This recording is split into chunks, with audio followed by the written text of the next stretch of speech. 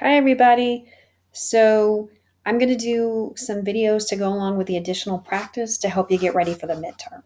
So, the first question is, in a friendly study, what is the difference between an individual and a variable? So, remember that an individual is the member of a population of interest. A population is really a big group of individuals. And the variable is an aspect about an individual subject or the object being measured. So think about if I have a population of students, a variable I might want to study could be their age, how many credit hours they're taking, their how much financial aid they've been given. So that's how you keep those straight between individual and variable. Remember, individual is an individual thing that's being studied, and the variable is the aspect of what is being studied. Okay. So number two is about sampling, okay? And you have a couple of types here. You have simple random, stratified, systematic, cluster, and convenience. All right, so let's see. So to conduct a pre-election opinion poll on a proposed amendment to the state constitution, a random sample of 10 telephone prefixes, which is the 3 digits of the phone number, are selected, and all households from this phone prefix selected were called.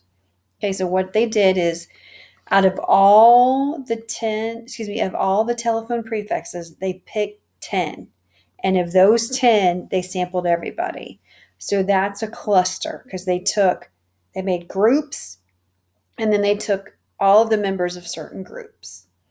So to conduct a study on depression among the elderly, a sample of 30 patients in one nursing home was used. Well, one nursing home doesn't really tell you a lot about the population. You may know a lot about that one nursing home, but not about nursing homes in general. So that's a convenient sample because it was really convenient for you to take that sample. Okay. To maintain quality control in a brewery, every 20th beer coming off the production line was open and tested. And that's really how they do it. So that's a systematic sample because they're doing every certain number. So whenever you see that they're doing every 10th, every 15th, that's a systematic sample.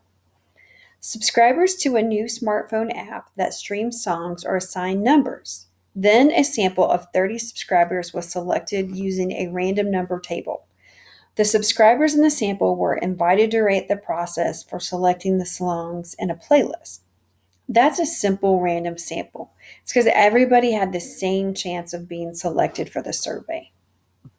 And then the final one is to judge the appeal of a proposed TV sitcom, a random sample of 10 people from each of the 3 different age categories was selected, and those chosen were asked to rate a pilot show. Okay, so what they did is they have 3 distinct age groups in categories. You could say it's young adults, adults, and seniors. And from each of those 3 groups, they took 10 people. Okay, when you have different groups and you take a certain number or a certain percentage from each group, that's a stratified sample. So that was 1 and 2.